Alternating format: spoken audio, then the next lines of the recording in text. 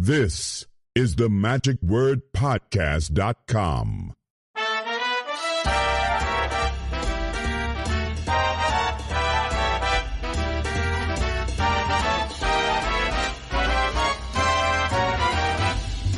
Hello, this is Scott Wells for the magicwordpodcast.com.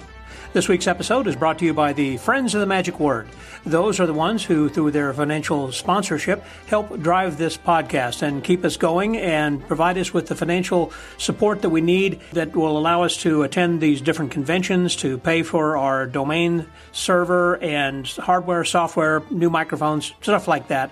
And I want to welcome this week Mr. Carlos Vara. Thank you, Carlos, very much for joining and through your donation through PayPal. And I want to remind everybody else, if you have not made any kind of a commitment financially to us, now might be a good time to do that. If you have the financial means to give us either a one-time or an ongoing donation from time to time, that would be greatly appreciated. Also, if you, perhaps this would be the easy way to do it, is through our Patreon account. You can give a monthly pledge for as little as the cost of a cup of coffee a month. If you enjoy these podcasts and you enjoy a cup of coffee while listening to us, if you happen to be sitting on the patio, or if you, whatever you're doing in your daily activity, whether you're walking the dog or at the gym or you're just out for a walk, I hope that you enjoy these podcasts however you do. And if you do, I hope that you will consider sharing a little bit of your financial support in order to help keep this podcast going. So again,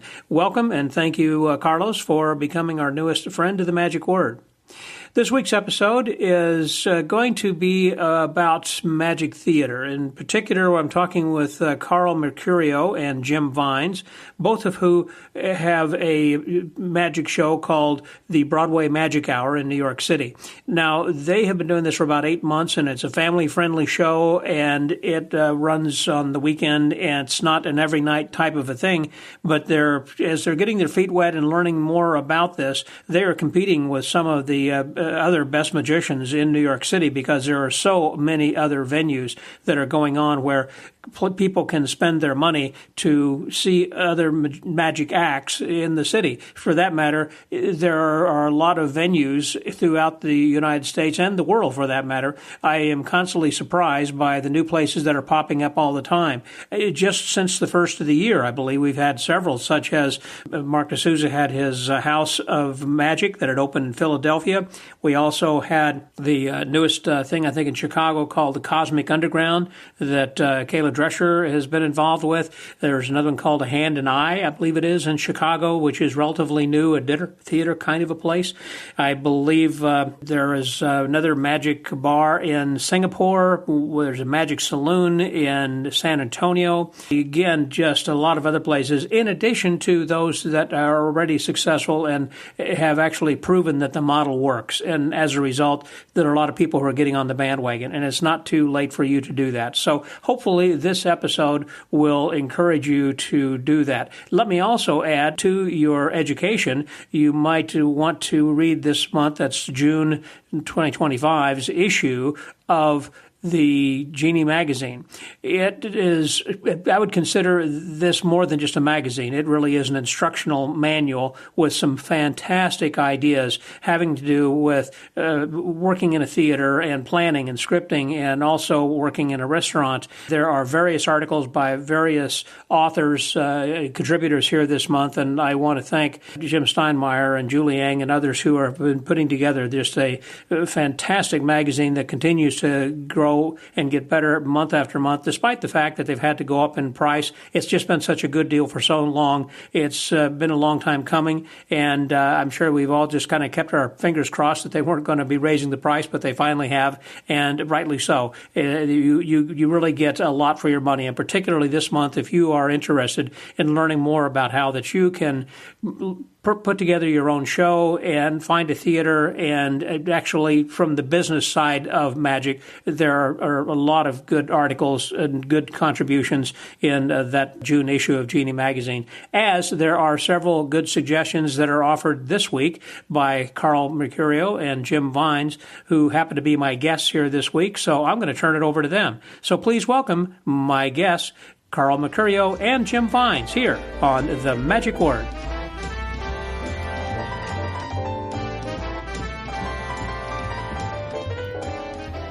Today we're going to be talking with a couple gentlemen from New York City, not only about their show, but just kind of about what had led them to what they're doing here today. So let me just jump right into it and introduce someone who is a multiple Magic Award winner, Jim Vines. Hey there, Jim. How are you? I'm well, Scott. How are you? I am Wells, including my whole family. See, it's Wells. What's what I did there? I see what you did there. And Carl Mercurio, and you're from New York also. That's correct. Welcome. Glad that you guys are both over here. Jim, I've known you for a long time. Carl, not so much over the years. So you've been in New York for a long time. You're from New York then originally? Originally from the Bronx. That's right. Yeah, I spent some time up in Connecticut, and that's where I first got interested in magic when I was 16. Worked in a local magic shop. Yeah. That was in the mid-'70s. What was it that really got you hooked? I mean, was there a trick that you saw a magician actually kind of... No, I was just good at it. Was that right? Just picked it up easily? It was just one of those things. So what happened? So what happened? I don't know.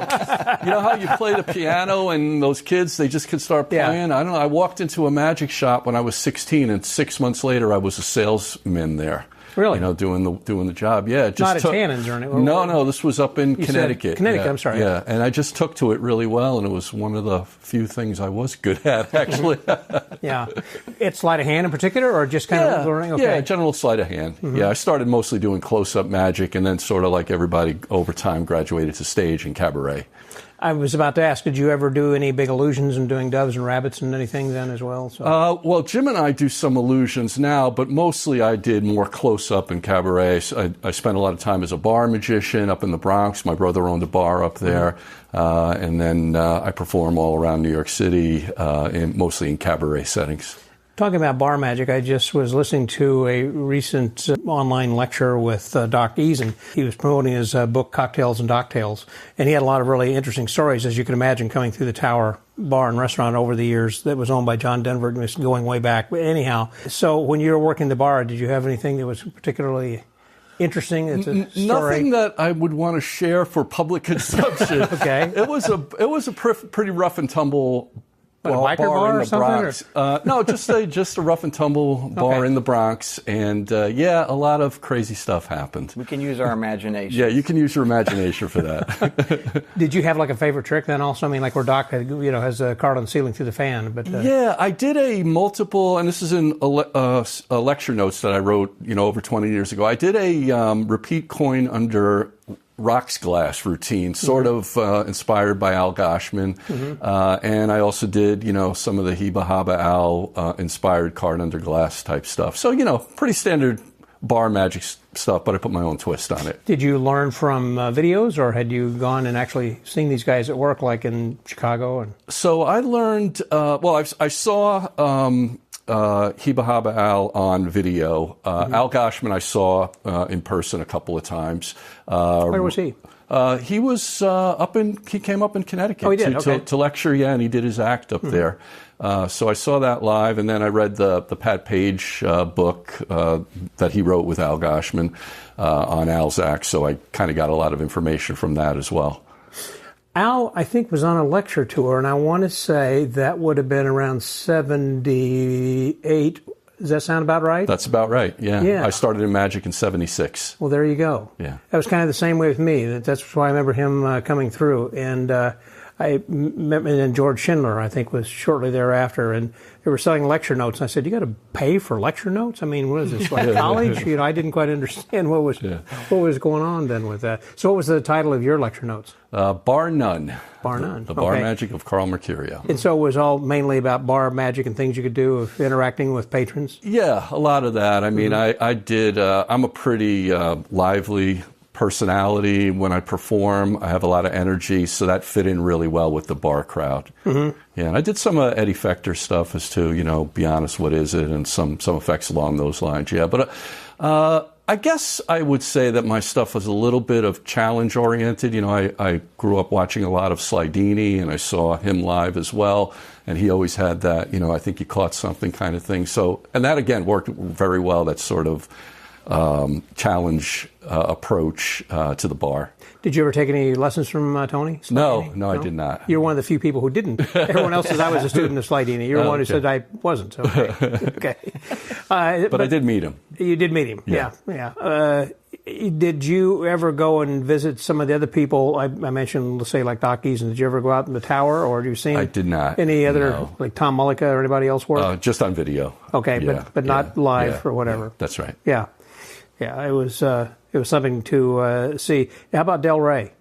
Did you ever see Del Just on come video. through? Just on video, same thing there as well. Thing, yeah. Did you go much to conventions? I was going to say maybe that's why I hadn't seen you a lot. No, I didn't go to a lot. Because I go to a lot, and that's where I meet a lot of conventions. I mean, I went to.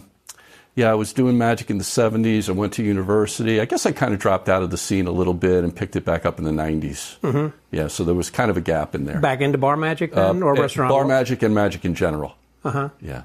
And at that time, you were just working on your own. Did you have an assistant or a No, I was just working on my own. Girlfriend or anything? Yeah, no, definitely didn't have a girlfriend. Oh, that's right, you're a magician. I'm a magician. Exactly. Yeah, there were no girls involved in anything. That's right. Yeah. Jim, I know, as I mentioned about being an award-winning magician, that's something that I want to pursue a little bit as far as now we're kind of getting into the convention season where a lot of people are competing. And what was it that inspired you really to start competing? You know, I've always been a very competitive person. I mean, like in sports and everything? Yeah, well, not even so much in sports, but just in anything. That's right, you're a magician. I'm playing Monopoly. Yeah, I'm going to really want to win that Monopoly game. Yeah. And the other thing that I loved about the competition scene was that it really got you to, have a deadline, and then really force you to try to take something, create something original, and take it to its ultimate extreme. And to me, some of the most fun parts about magic, about our act that we do together and stuff, and about the competition was finding those little tiny moments that you can shape and polish. There's something so satisfying about that. Getting the big thing down, of course, has to be done. That's really satisfying and challenging. But finding those little moments and just accruing so many of those little moments that become very polished, to me, that's just... that's the goal. That's what I love. So, but where do you practice those routines? Well, see, that's actually where Carl and I met. There was a show in New York City called Magic at Coney, which was down in Coney Island, and I knew that if I wanted to make this competition act good, I needed to perform it many, many, many, many times in front of people. There's no way you can go to a competition and be confident if it's the first or third or fifth time you've done something. Sure. So this wonderful guy named Gary Dreyfus was running this show in Coney Island every Sunday called Magic at Coney. And I called him up and I said, hey, I've got this act I'm working on, I'm going to take it to the big competitions. And he goes, sure, come on. And I started doing it there. And Carl was a regular performer there. And so we met there. And but the beautiful thing was in front of lay people. Now this, a competition act takes 45 minutes to set up. 7 minutes to perform, and then another 45 minutes to pack it all away. Right. But so I was doing this every single week, and loving it, because how else are you going to get, find those moments where you can pause and let the audience appreciate it, or find these spots where you really have to build to that moment, Right. Doing it in your studio, it's just not going to work. It's not. You have to have two things you can't practice is timing and misdirection. Correct. You need to have an audience to give you that feedback. I mean, you can have a director, but you need to have somebody kind of watching your show. Not only that, but especially in the competition act, because there were so many moving parts. I mean, there's 35 magic effects in 7 minutes. It's just a barrage of magic. And so I discovered that I really had to have everything on muscle memory. That for whatever reason, my IQ level would drop like 15 points as soon as I was on stage. And I can't solve a problem in real time in that environment. So I needed to have it, drilled so well, and just almost to the point where I remember several times I would discover that I had already made the steal and didn't even notice I had made the steal. And so when it would appear for me, it would be magic. Just like it. And so we're all experiencing magic, and if you can get the muscle memory that drilled in where you're not even noticing your own steals, maybe they're not noticing it either. Right? That's right. Yeah. So Yeah, if you kind of get it down, so you're fooling yourself. Yeah, a little bit. Kind of that. First time that happens, it seems kind of weird, but then you kind of expect it, so. Right. There are so many reasons I think that people should get into competitions and what it builds for you, and then also teaches you certain lessons that you can take on to your other magic, because once you've won some awards, what else are you going to do with that act? I mean, there are some people, obviously, who've won FISM, and I'm talking about, let's say, Johnny Ace Palmer. I mean, he's still producing chicks, and doing that act for the rest of your life. For the rest of his life, that's right. Yeah. There are some things, I guess, that you can continue to do like that. But for the most part, people kind of like they're, let's say, one and done. I mean, after they've won a few contests, then they may move on, like Michael Dardant, for an example, right. And to the next best thing. But you know what it also teaches you, and I think this is something I didn't realize until later, or really until we were building this show that we're doing, is that a FISM act is a full evening show in miniature. You have to figure out where the music cue comes in, where this gesture is, the placement of everything, in your act. It might as well be, on a big stage, the placement in the wings of every single thing. And you learn to leave nothing to chance, nothing to, patting your pockets. Where is that thing? Every single moment is completely addressed and known. And so I think a lot of competition guys apply that same methodology to their full show. And it makes the show smoother. It makes the show not have any dead moments. It makes the audience, especially now, with people's attention span being very small. Why is that true? They don't want to see you turn around and dig through your table looking for something. They're gone at that point. Yeah, you've lost them completely. Yeah, just that the competition scene really prepares you for a lot more than beyond just the competition itself. Yeah, and for a real show. Have you say, competed or not then? Or? Well, I did compete at FISM North America once, and I would say, if I had to sum it up, I would say I bombed. So I saw Jim do his thing and said, I'd like to try that too. So I put together this act very quickly. And Jim is like the most upbeat guy I ever met in my life. And he said, yeah, that's great. Yeah, do it. So I sent the tape into FISM North America, and they said, yeah, come on, you can do your show. And I did my show, and I don't think it went well at all. I don't think the reaction was good. I didn't like it. And so my conclusion was I bombed. That evening, Jim and I were sitting at the awards ceremony when they were announcing the winners, and Jim won first place in close-up FISM North America. I was not picked to move on.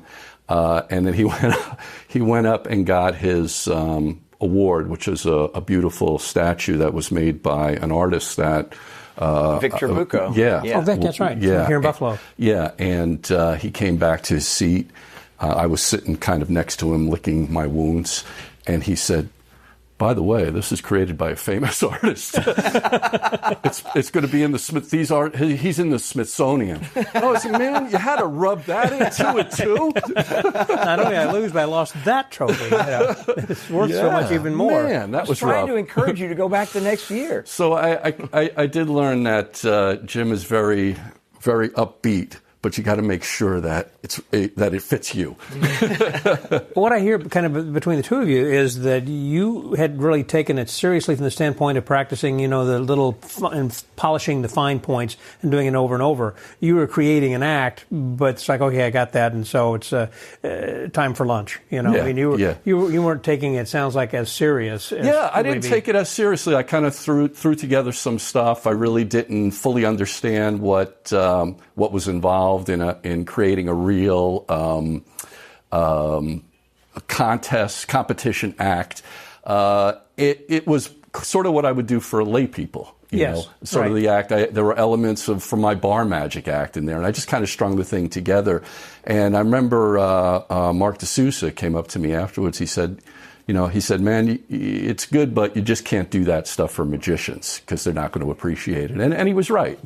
I would have killed probably with a lay audience, but it just wasn't a competition act. It's an okay or not okay. It's a good act for let's say the Magic Castle, where you have people who are not just magicians, but you've got other laymen who are coming in all the time. Exactly. And it's great for them. Yeah, magicians are wanting to see something new and creative and something that, again, they haven't seen That's before. exactly right. And particularly in a competition. Yeah. It's kind of like if somebody's doing a professor's nightmare, it's like, this better have a big payoff. Yeah. And I've never forgiven Jim for that, actually.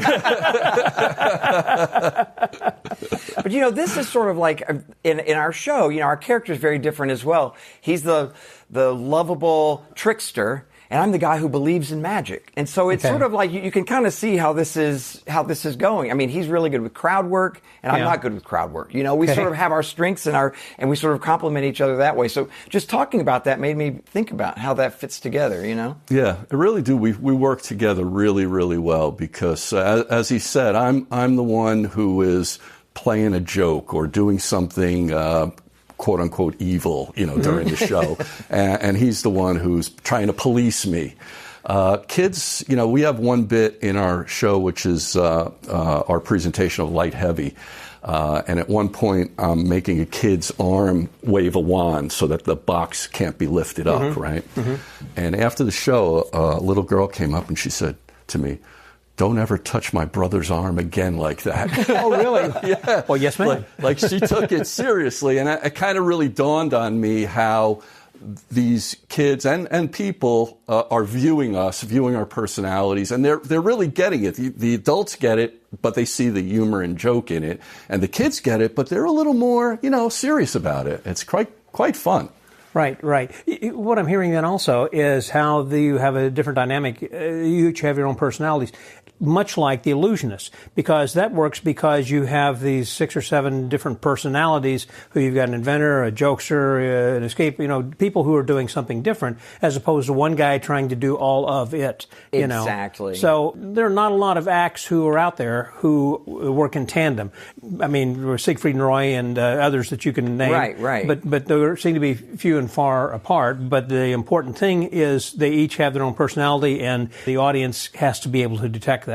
That's right. That was really important to us, is to have a show that has a real beginning, middle, and an end. And we're on stage together a lot, doing things together. It's not one magician does a set and it says, "Now, welcome my buddy who's going to come do his set now." Right. It's really integrated. And it's funny because some of our buddies who haven't seen the show, they'll be like, "Hey, if you ever need someone to come and do a few effects during your show or whatever," and it's sort of like, it's just not that kind of show. Right. It's a total one piece, And it didn't really start that way. I mean, in fairness, we had a beginning trick together and an ending trick together, and then Jim did his act and I did my act, and then over time, so it was just a magic show. Yeah, it was just. And over time, we really started to add a lot of joint pieces where it really became sort of an integrated thing, and that's when we really started developing and bringing out the characters. Developing the characters and really defining them. That was an important aspect of our, what has been 8 months now? Yeah, exactly. Our journey was really crystallizing what the characters were so that the audience immediately got it. Yeah. And that's been a big part of the show, I think. And getting that first trick to sort of set that up was probably one of the hardest things to figure out. It's like, because at the very beginning, whenever you meet someone for the first time, your brain is calculating 1,000 times a minute, pigeonholing this person. Sure. Where did they grow up? Education level, right? Economic, wealth, economic, this, that, boom, boom, boom, boom, boom. And you're just doing it subliminally, subconsciously. And we realize that in our first 30 seconds, we have to answer a lot of those questions. That's right. Good point. Without saying it, but just by playing it. So you both come on stage at the same time. We do. Yeah. And we're talking back and forth, and we're almost like in an argument at the beginning, And people are wondering, where's this going? Yeah, exactly. Right. It's like, wait a minute, these guys, what are they talking about? And then we ratchet that up throughout the show, where at one point we're yelling at each other, Right. And people are loving it. They do. Once they start seeing the magic happen, they're like, oh, they've got it completely under control, Yeah. So We started with a square circle routine when we first started. You had to bring that up. It was so bad. It was so bad. We had to do it. We had to do it. We did it a bunch of times. And one good thing about both Jim and I is we really have a good ear for the audience. We really listen to the audience. And we were saying to ourselves, this is not bad. Why are they not getting a reaction? Why? And we figured out the way we constructed it, the presentation, it just wasn't working. So we just abandoned it. And then we finally worked out a routine that I think is a great opening routine. And it, like Jim said, it really answers a lot of questions about who we are, why we're there, and what they're going to see, because they really get a quick shock, a quick blast of really impressive magic early on. And then I think they can sit back and say, we're in good hands. Exactly. Yeah. We've made a good decision. This is going to be fun. Yeah, we're here for the ride. Right. Yeah. I've noticed, like in the Peller Theater, for an example, at the Magic Castle, they always have two people who are working. And I love it because the way that they typically work with each other. Occasionally one will leave and, highlights one person and they'll switch places. But oftentimes they are interacting with each other. Have you guys worked the Peller at all? You know what that dynamic? No, I know what I'm talking about, at least. Have you seen the shows down there at the Peller? Nope. I have not. Okay.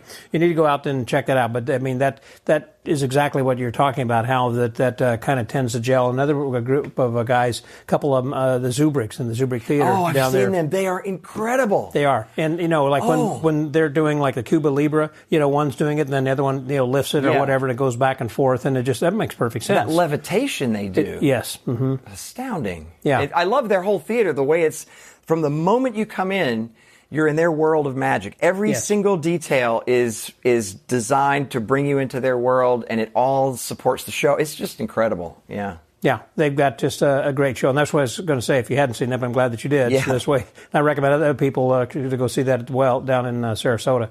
Is that right, Sarasota or Tampa? St. Pete. St. Pete. Thank you, St. Pete. That's where it is over there then, too. What is the name of the show, before we go any further, by the way? The Broadway Magic Hour. The Broadway Magic Hour. Yeah. And is it on Broadway? It's at the Broadway Comedy Club, which is in the Times Square area. So it's right in Midtown Manhattan, where all the Broadway theaters are, which we think is actually so perfect for our audience, which I don't think we realized how ideal it was when we got there. But we've got these families, a lot of them, probably half at every show are tourists coming in from out of town. The other half are native New Yorkers. And these are people who are out with their whole family pretty much for the day. So they come to see us at 2 o'clock. Our show is 1 hour long, so it doesn't take up their whole day. Also, they're in the middle of incredible theater scene and everything else. All the restaurants are there. Yeah. So they take this. This is perfect for the kids. They have so much fun. The parents love it. Then they leave and they can go do everything else. Our ticket price is not going to kill them and empty their wallet either. So I think that helps. But we're sold out every single show. So it is, and we've got 150 seats. So it's a nice room. And I think that, it's just the Broadway Magic Hour, which is the name that he came up with, turned out to be perfect because it is an hour. Broadway, it's very Broadway, Right. It's very, in the middle of everything. Technically, it's off-Broadway. It's in that area. Time Out New York called our show one of the top off-Broadway shows for kids and families, which totally helped our recognition went up through the roof, and it's really helped us attract a really strong audience week after week. So we had a good write-up in the Daily News as well. Yeah. That helped a lot, There are other magic shows that are going on in New York City, and so you're not necessarily competing with them. Number one, you're in the afternoon. The rest of those are pretty much in the evening. Yeah. I know Todd Robbins has got the theater. Speakeasy Magic, and I don't know. You can tell me. What are some of the other shows? Chamber Magic with Steve Cohn, The Magician with Dan White. Is that still running? Wow, it's been going on now for years. Running. Yeah. Daniel Roy's show. Parlor of Deceptions. Yeah, Mind Games with Vinny DePonto. There are a lot of magic shows in New York. And all of them are great. All of them are great. In my opinion, all of them are great. They are fantastic. Mm-hmm. Yeah, they're fantastic shows, but they don't... We're not just saying that because they're friends of ours. we're just totally different. We're doing a family show. I guess Monday Night Magic is also a family show, right. It is in the evening. So, on a Monday night. On a Monday night, so it's a little different. It's not... Yeah, you don't see kids like a lot of kids the way we... But when Mario, the Maker Magician, who's the best children's magician in the world, in my opinion, he did a show at the Soho Playhouse. He was running at the same time as we were. We were uptown, and both of us, his show and our show, we're sold out on the same days as each other. Mm-hmm. But we went and saw his show, and his show skews a lot younger than ours. He's got kids from 3, 4, 5, 6, up to about 8. Right. Ours kind of start at age like 9 and go up to teenagers, and then you've got adults and grandparents. Right. We skew a little older. It's a real family show. We'll look out there at a table and we'll see 3 generations at one table, and that's beautiful to us because there's not that many entertainment options right now that will everybody in that group will be happy with. Mm-hmm. And we've got a very polarized society, so there's no politics in our show. Sure. There's nothing, no hot button issues. It's just pure fun family magic. A lot of you say you're looking out and you're seeing tables, so I'm assuming it's not like theater seating. Exactly, it's a comedy club. It's a comedy club, so it's got that vibe. Comedy club. Yeah. Vibe. So they got like round tops, I guess, for round tops and long tables with 10 people at a table, which is great because if you got a group of 10, you can all sit at the same table. Do they serve food or drink? Food and drinks are served during the show. Exactly. Mm-hmm. Yeah. My favorite review was from one woman who wrote. It was either on Yelp or TripAdvisor. Great show. The kids will love it. And they serve alcohol! Exclamation point. So the parents come in and they're having a few glasses of wine. So I think it's good for them too. Yeah, definitely fun. With the food and everything, that is a separate thing that you guys don't handle, I guess, and so it's, or do you? No, it's this one of those symbiotic relationships where we're filling the place with people. The club gets all the food and drink, So it was a club we that don't was have already to handle that at all. Operating, that was doing, and I guess that in the evening they probably is a comedy club. They and do 7 shows a day there. Wow. It is a very busy club. Breakfast, lunch, and dinner? Or? No, we're the only afternoon show. And this was really great, too, because they didn't have any programming in the afternoon. And so now we opened that up for them, which was fantastic. But after our show ends at 3 o'clock, and there will be a show coming in at 4 or 4:30. And then going all the way, show after show until midnight or 1 a.m. So it's a very, very busy club. And they do some classes, improv classes, and they have some classes for kids they have during 2 the day spaces as well. there. Upstairs, they have a space where they teach they have some classes in a smaller theater up there, and then downstairs is the bigger room where we are. Yeah, so it's a really active venue. Well, what I'm taking away from this, and hopefully people who are listening to this as well, who are thinking about having a venue for their own place, is that you should go and talk to some place that already has a successful business running like a comedy club in your community, particularly if you live in a large enough city where you have comedy clubs like that, and say, what are you doing in the afternoon? Say, well, we don't open until the evening. Say, well, I can bring in some money. So true, because they've got the lights, they got the sound, they got the stage, they've got the infrastructure already set up. One of the problems with going to a winery or some sort of place that's not really meant for families. Live performance, exactly. Is you're kind of like in a corner backing into something, and this is like everything you could want. The sound system sounds great. They've got video monitors all around so people can see something. You can even do something close up, and that could be seen everywhere throughout the club. So it's been ideal for us in the location and just the knowledge they have there about how to put on a show. One of the problems I would think you would have to address in that is they might be charging more because I don't know whether it's union or not, but you're going to be having to have these people come in early, or maybe they'll have to get more personnel that they're going to be paying then also. Well, everything in New York costs 10 times as much as it does anywhere else. I would imagine. But, you figure out a way to make it work. Yeah. And and I got to say this about the club. They have been so supportive and so, to us, they didn't know. They asked us, how many tickets are you going to sell? We were like, we don't know. I mean, we were being very honest with them. I mean, we're going to do our best, but we had no idea. And the very first show sold out, and we were kind of freaked out. And then we thought, well, maybe that's just because it was the first show. And the next one. They have been so supportive and removing obstacles for us to help us get as much momentum as possible. And then they're like, can you start doing 3 shows a week in July and August? And we're like, okay, let's do it. Why not? Yeah, we're taking a big leap because we've been doing a show every week. But in July and August, we're doing 3 shows a week. So yeah.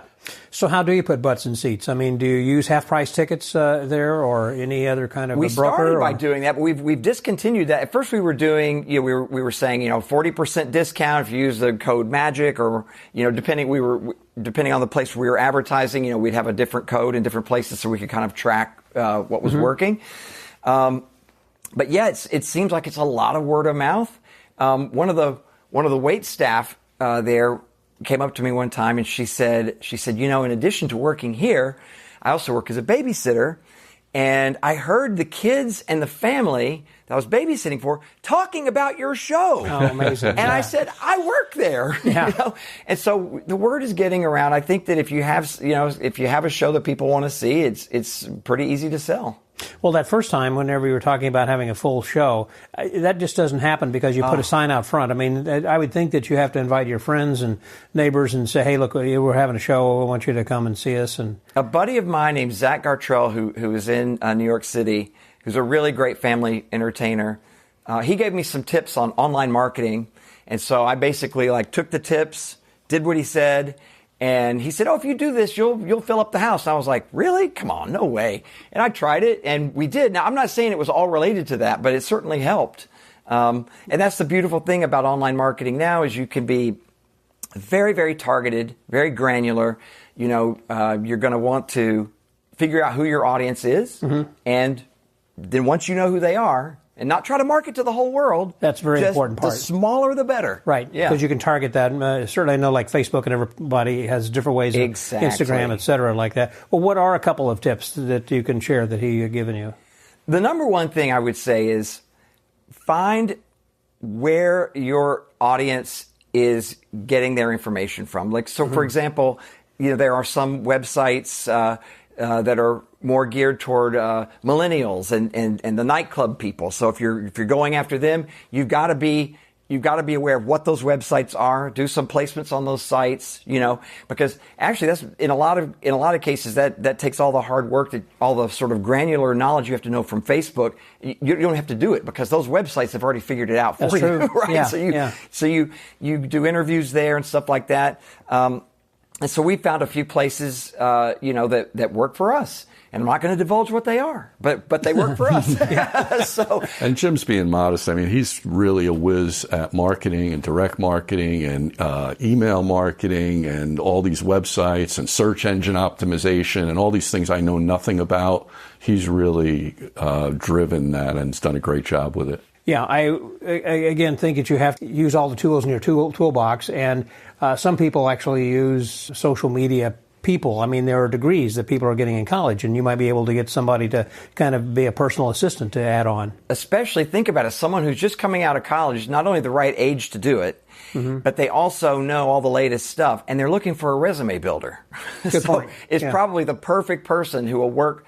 I don't like to say work cheap, but they'll do it as a side hustle to build their resume while they're doing something to pay the bills. You can give them a piece of the action or a percentage of whatever, or the ticket sales or something to try to And then as help. the show blows up, you can pay them a lot more. Well, sure. Yeah, so it's a win-win for everybody. Exactly. At that point. Yeah.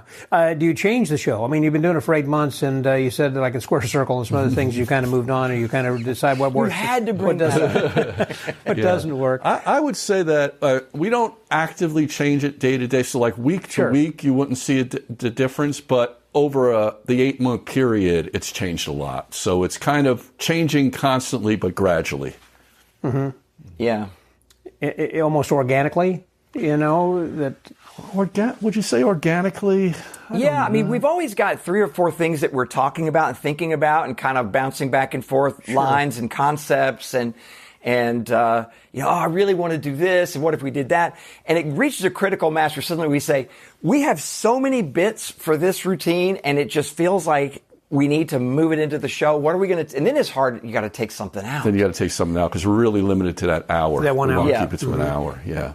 And we're also getting to the point now where we want to change it. We're saying, well, like right now, we do not have a big vanish in our show. We have every other kind of effect you can imagine, even some minimalism, but we don't have a big dramatic vanish. And that's one of the things. So we're talking about that. And it's like, not that you need to touch every single aspect of magic, but if we're going to add something, it's not going to be another something to impossible location because we already have that. It would be a big vanish. And also this balance between pieces that we do together and then pieces we do individually. We want to kind of keep that balance, but it's not always easy because if we come in with a new joint piece, then we've got to either cut another joint piece or cut some individual stuff. So we've been we've played around with that balance. I think we've got it pretty good now. Exactly. And a lot of times in these two-man routines that we do, it's really one of us is sort of the star of that piece, right. And the other plays more of a supporting role. And that can change back and forth throughout the show. Exactly, it does. And so when we're like, okay, who's really, the lead role in this vignette? Mm-hmm. Well, then you've got to cut something out of your set. You're cutting something out of your set. Yeah. But the more we do together, I think the better. It just those solo pieces are really important. Though, if you watch Penn and Teller's show in Vegas, the things they do together are phenomenal and are probably the strongest things in a way in the whole show. But those solo pieces give you that window into each guy's character, that's a good point. In a way that you don't see otherwise. And so it's crucial. You got to have those moments. Yeah, like a really key piece for me, and it's the first one I do solo, is the die box.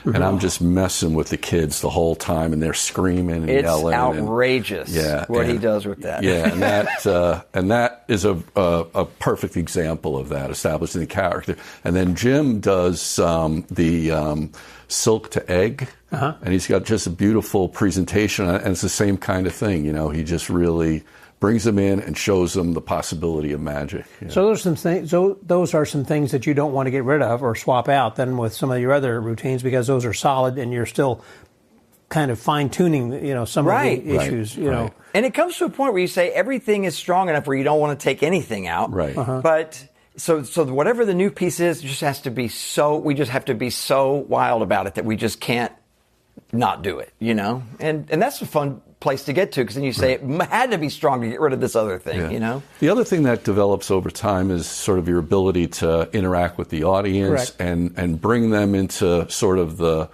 theme is not a right word, but our world. And the way we have this kind of back and forth dynamic, we start to have that same dynamic with certain people in the audience, and it's a lot of fun for people. Yeah. Yep. Do you find there are a lot of people who are coming back second and third times? And Definitely. Families, bringing friends? To me, it's amazing. And at first I thought, because as Carl mentioned before, we don't change the show every single week. And we always get the list of the ticket buyers from the club, and I upload them into Constant Contact so we can market to them, and it will always say, something like, 6 of these contacts already exist. And I'm thinking, wow, because I didn't even go in and compare. It's just the system is telling me as I upload these. Sure. And I was thinking about it, and I was like, I went and saw Hamilton on Broadway, and I thought it was so incredible that I wanted to bring some friends.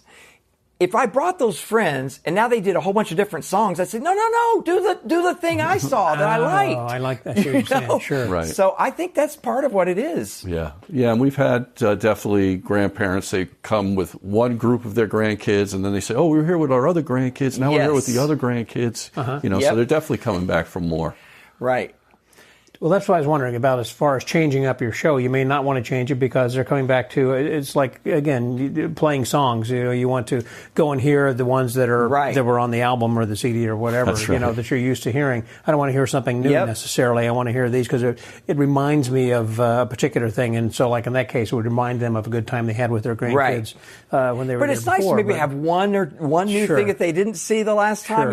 If they came in January and then they came again last week, there's definitely something new, but there's still a bunch of the stuff that they already that's a whole different model. If you're going to try to do something different every week. I mean, Ray Anderson works at Esther's Follies in Austin, Texas, and people come from all over the world to see his show. It's absolutely amazing. He's my favorite magician. But he's been doing basically the same thing, Dancing Cane and a couple other things that are just standard, but he will switch out one thing a year. Yeah. Now, that's again for the magic show, but as far as the rest of the improv group that is singing these parodies of whatever's happening that week in politics or in the news, because it's in the capital city of Texas right there in Austin. So, they're right around the government when things are happening. So people come in week after week to see what they are doing with today's news. I mean, it's kind of like Saturday Night Live, right? Whenever that you watch the super current, the news, because it's different. Same thing, that day. They're talking about, but that's a different model. In other words, you guys are not changing. We don't want people necessarily coming in and out. I mean, you know who your audience is, and you don't want to confuse them though either. You want to have some continuity, and so I like the model. Yeah, again, you got to know who your market is. And our message and sort of our sort of connection with the audience is, and it's kind of developed over time, but it feels like it's sort of, the two sides of the coin of magic. There's the trick and there's the fooling, and then there is real magic. And Eugene Berger was really the one who impressed upon me that if you vanish a silk and it really went into this fake thumb, it doesn't mean that it wasn't magic, because in the person's head that saw it, they saw magic. That's where the magic was. And that kind of, really changed the way that I looked at magic. Because I started thinking there is a way to talk about real magic and to share real and to believe in magic. And so we do talk a lot about, or my character talks a lot about believing in your dreams, believing in magic. And Carl's the other side of the coin all the time. But yes, it's a fun thing to talk about and think about and have as part of the show. I'm looking for who I can mess with and how hard. Right. And you're more of a Doug Henning whimsical kind of a guy, I guess, in a way. I've always loved his stuff, and those kinds of like moments where you really feel that magic is happening. You know? Right. Yeah. And that kind of comes together a little bit at the end. We do a levitation of a kid, and that's our last trick, and then we're on the stage, and Jim asks me, so Carl, did you have a good time? And I said, yeah, and Jim, you really made me believe in magic today. So like kind of comes full circle a little bit. Right. Yeah. Which is a nice moment. Yeah, and the kid starts to float. Carl's saying, since this is your first time floating, let me hold your hand. And the kid's like, okay. And the kid's on the table, and the kid starts floating up, and Carl's holding his hand. And Carl goes, I think you got this, kid. And he's able to let go. And the kid is now floating all by himself. On his own, yeah. And it's almost like now Carl is believing in magic. The trickster is now believing in magic. Gotcha. It's all happening. It's so cool. It's such a great, I feel like it's the moment that makes everything sort of make sense and come together. Yeah. Yeah. I'm sure that you record your shows and watch them back, later. But have you ever kind of put a stopwatch on and say, "Okay, I'm doing 30 minutes, and Carl, I'm doing 30 minutes"? We've got it down to the minute. Every trick is timed down to the minute. We know exactly how much time he does. I do. No. How What much I mean is, together. as far as like one doing more than the other, and then you're saying, "Wait a minute, you did more minutes than I did." We have not had that problem. No. Okay. Yeah, I have. I don't. I think Jim has always done a few more minutes for me, but it's not like it doesn't. Not a contest. No, it's not a competition. That doesn't bother me at all. Hey, if it was a competition, I was definitely going to try to win. That's right. You're the winner plainly. Victor Trabuco's trophy proved it. But we always basically think about what serves the show. I mean, I came up with an unbelievably funny line for one of our tricks that we were doing together. And the very first time we did it, I said the line, and it got a good laugh. But then I realized later, I'm like, that's not right for my character. This is Carl's character's line. So I gave him this beautiful, the best line I've ever written. I gave it to him because it served the show. And he gets this huge laugh with it. Yeah. And I'm like, that's my line. Yeah. He's getting the laughs, not me. Yeah, right. Yeah. But it works. If it works, it works. Yeah. Well, I guess that's how comedy writers feel sometimes also. They're watching the TV sitcom. It's like, well, I wrote that, but nobody knows it but me. Exactly. Everybody's, their quotable lines tomorrow at the water cooler people will be talking about. Right. We also spent a fair amount of time looking at like Abbott and Costello and Laurel and Hardy and some of these classics. Some of these classic comedy teams to get a feel for how they kind of try to interact, but more how they establish their characters and define them. And we're nowhere near that level. But it has been sort of something that we've continually thought about. Yeah. Mm-hmm.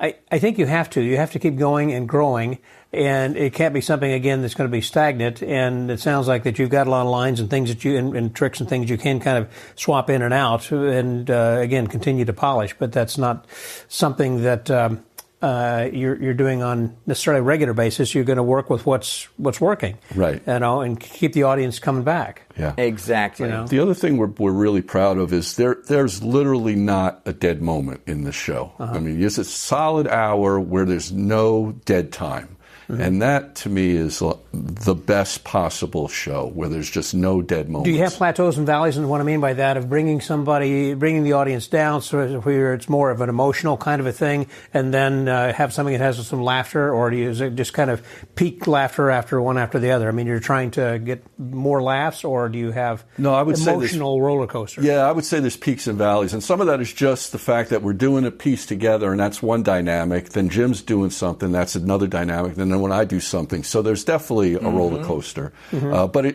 I think it's fair to say it builds to the end, and then we're really at the end. We've got a nice vibe going. Yeah. That brings people to their feet. Yeah. To go to the door and buy some merch. So, right. Which is the other thing I was going to say. Then certainly the back of room sales. Do you have like something? I guess in a comedy club, typically a lot of the comedians would have like T-shirts or albums or CDs or something they're selling. Do you have things in also that you sell, or is it just online? It's in the works. I mean, we give away magic wands. Part of the thing is they have Broadway Magic Hour. Broadway Magic Hour emblazoned on it. It's awesome, and part of it is we have a routine in our show with the light and heavy chest, and it involves wands. Carl is creating all sorts of mischief with the wands, and he ends up with all of these wands that are going all over the stage, and it's hilarious.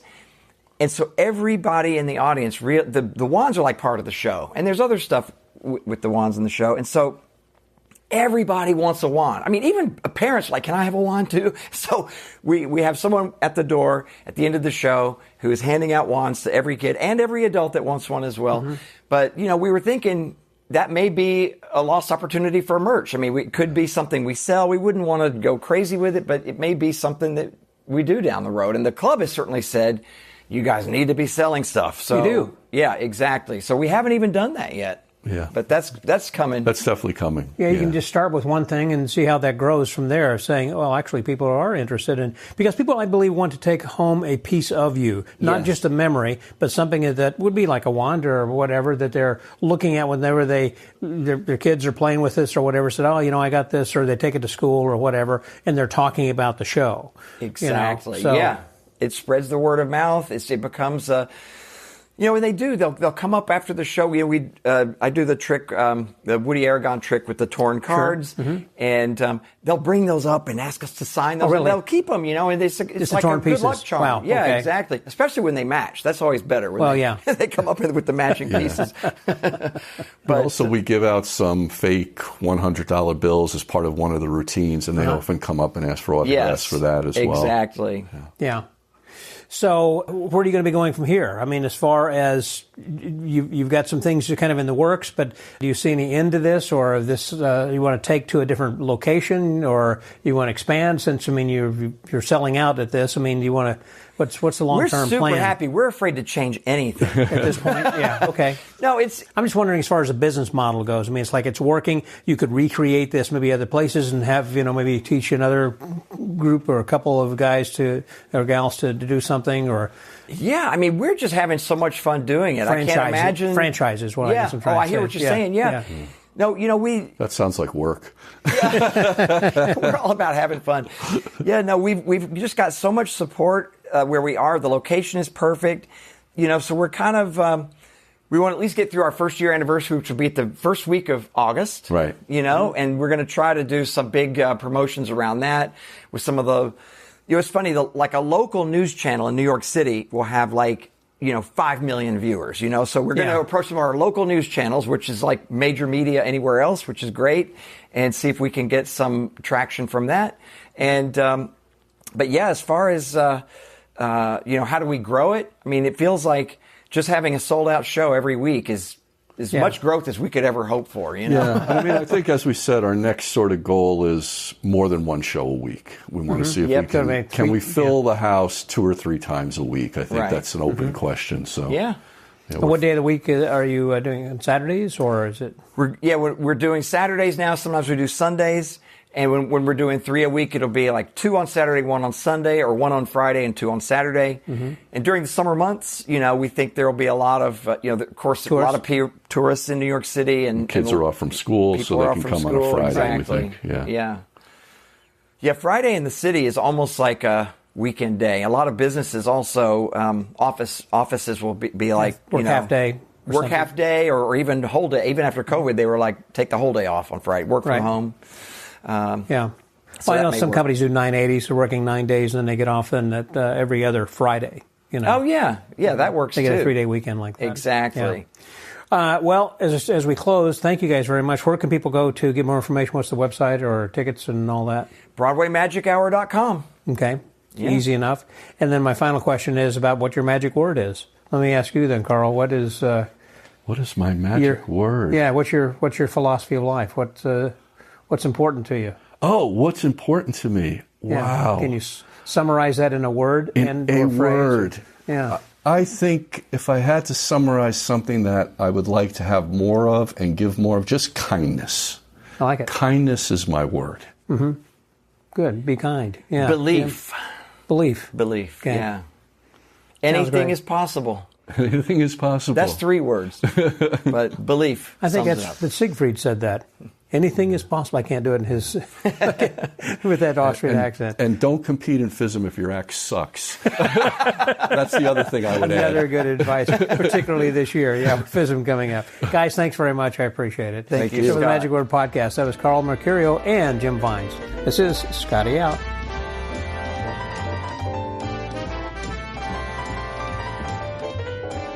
Thank you very much, Carl and Jim, for those words of advice.